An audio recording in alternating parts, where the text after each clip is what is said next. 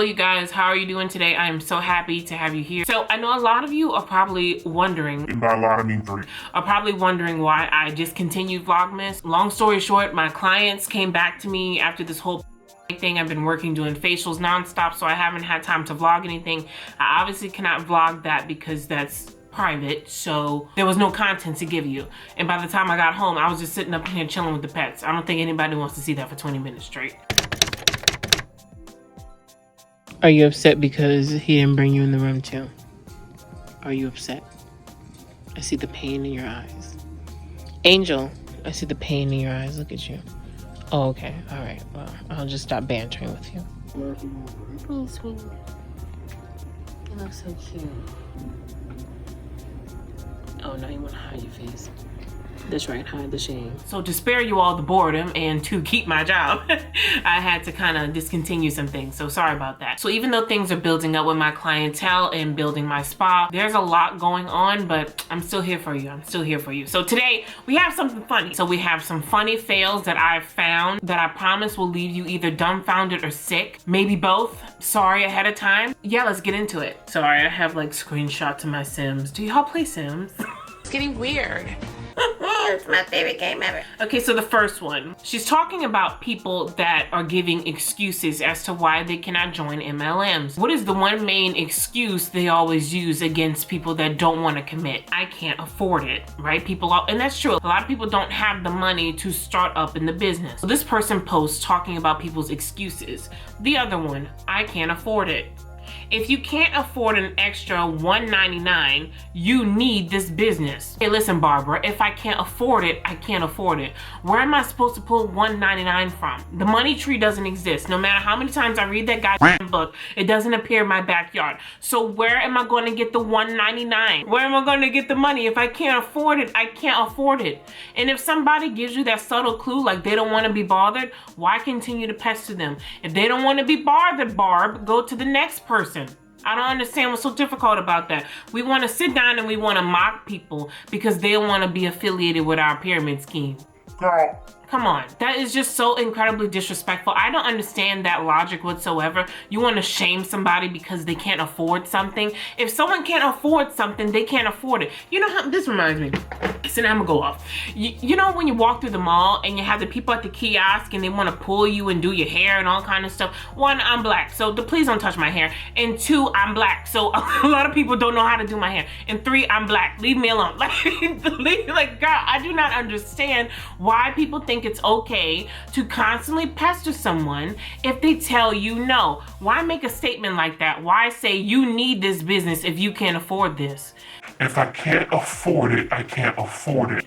And if I can't afford anything, that means that I need a job, right? So that would mean that I would need something more stable. That would mean I would need something, I don't know, where my money is guaranteed every 2 weeks. I can afford the time to do that. So that way I can afford things like my necessary bills. Baffling to me. Absolutely baffling. If someone cannot afford something, that's their business. And you do not have any right to shame somebody because they can't afford your crap. I thought this was gonna be funny, so now I'm mad. All right, next one. Girl, look, this is right after the Thanksgiving holiday, this woman put this up. Girl, look, okay, as you know, a lot of times we'll cook chicken, turkey, all kind of things for Halloween, for Thanksgiving, okay? We'll lay out the bird, you know, de-gut it, put the, oh Jesus, put the seasoning, put everything in the stuffing, bake it, all that kind of stuff, okay? That's our American tradition. Now, in handling raw meat, obviously there's residue left behind, depending on if you have like a meat plate, if you have a plastic board or something, like, you know, something you lay it on. Like you're always handling your meat on some surface, right? So when you're done with the bird, obviously you have to clean up. Jesus Christ, this is so gross. So this person says this, just water, guys.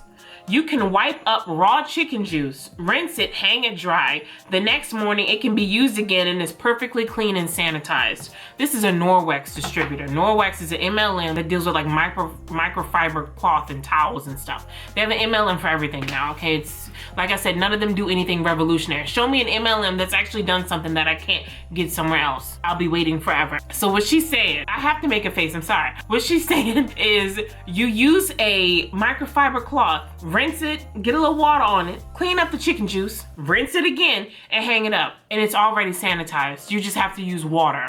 How many people you think she's killed? I'm just wondering, I'm serious. Like, how many people, like, after her Thanksgiving dinner was like, Oh, wow. I don't know about this. like, how many people had that gesture going on, right? Like, salmonella is a thing, you know, and I know they don't believe in science, a lot of these people, but it's true. Salmonella is a thing. Foodborne illness is a thing. And think about it, if you're not sanitary like that, you're wiping down the surface with still raw chicken enzymes and all over it, okay? You're wiping down the surface, and then you would put meat on that, another piece of meat or whatever on that surface. You just kind of keep the cycle going because you don't disinfect in between. And you're telling your following to just use water. You're telling your following not to sanitize properly after kitchen use with raw meat. See, I don't know why people think the anti-MLM community is dramatic. That's disgusting. That's disgusting.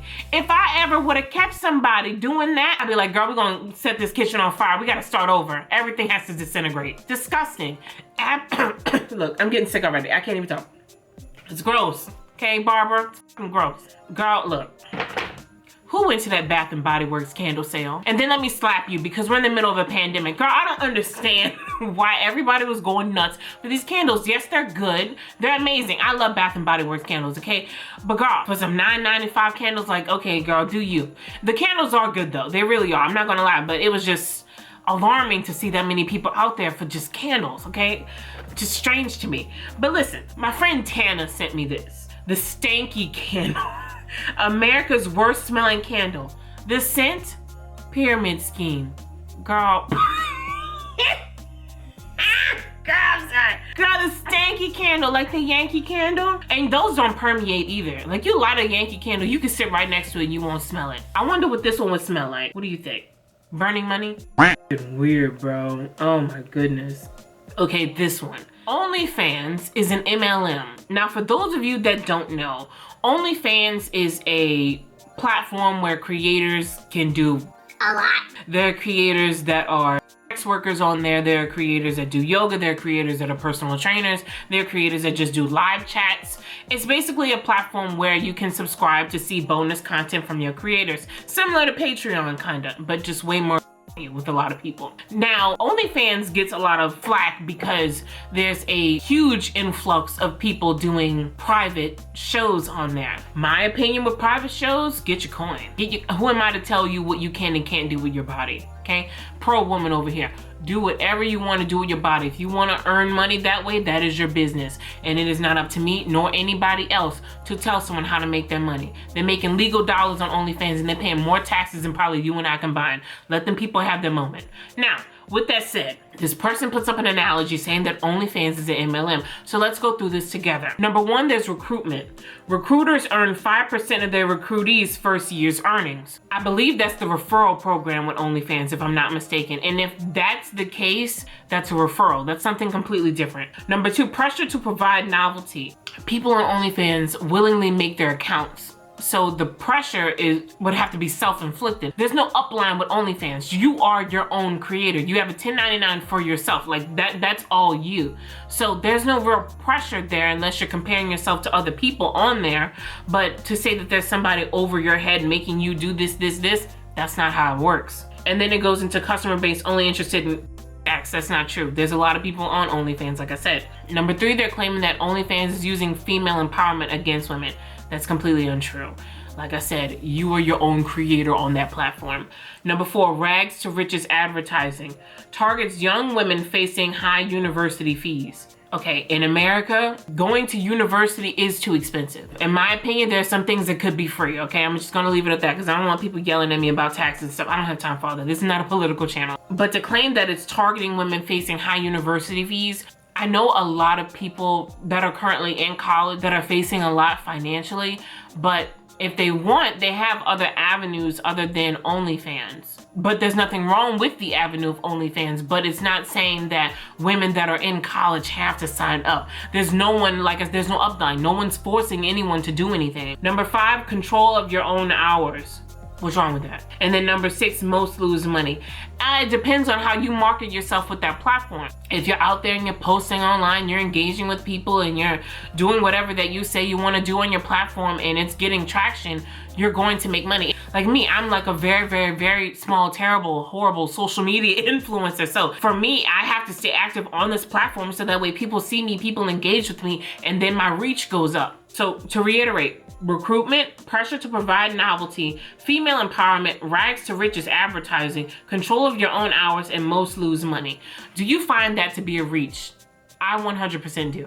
I 100% do. That was actually a waste of time. That's beyond reach. That is 100% a waste of time. There's a big difference between any kind of worker controlling their body, controlling their funds, controlling what they put out there, whereas you have people in the MLM that work for a specific company that have an upline that are told what to do to make money. And then with that sector, you have the financial guides that prove majority of people involved end up losing money. OnlyFans, in my opinion, will be too new to see that raw statistical base, but I would say that majority of people, if they do lose, it is only because of their own lack of merit, only because they're not posting, only because they're not getting the traction. That's way different from multi-level marketing. Let me know what you think in the comments below. That was very strange. Okay, this one.